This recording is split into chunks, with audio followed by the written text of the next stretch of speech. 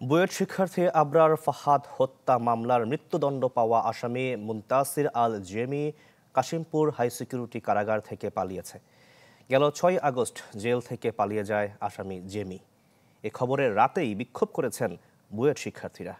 তারা বলছেন, মৃত্যুদণ্ডপ্রাপ্ত আসামি পালানোর এই ঘটনা আবরারের রক্তের সাথে প্রতারণা।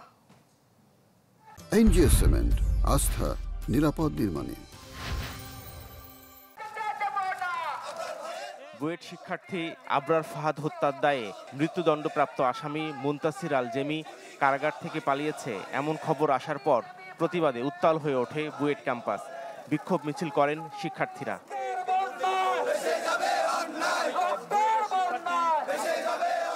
বুয়েট শহীদ মিনার থেকে শুরু হওয়া বিক্ষোভ মিছিলটি বিশ্ববিদ্যালয়ের বিভিন্ন হল প্রদক্ষিণের পর ঢাকা বিশ্ববিদ্যালয়ের রাজু ভাস্কর্যের সামনে আসে।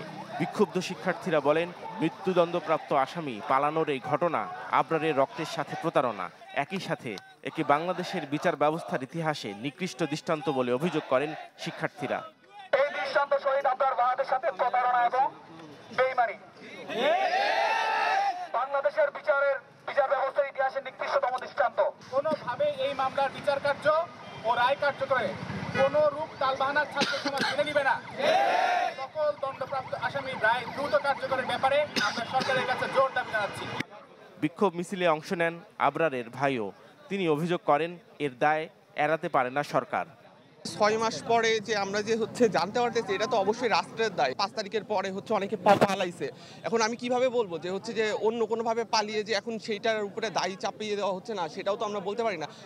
এদিকে রাতেই কারা অধিদপ্তর থেকে প্রেস বিজ্ঞপ্তি দিয়ে জানানো হয়, ফাঁসির আসামি মুনতাসির আল জেমি গেল ৬ আগস্ট গাজীপুরের কাশিমপুর হাই সিকিউরিটি কারাগার থেকে ২০২ জন বন্দীর সাথে জেলের দেয়াল ভেঙে পালিয়ে যায়।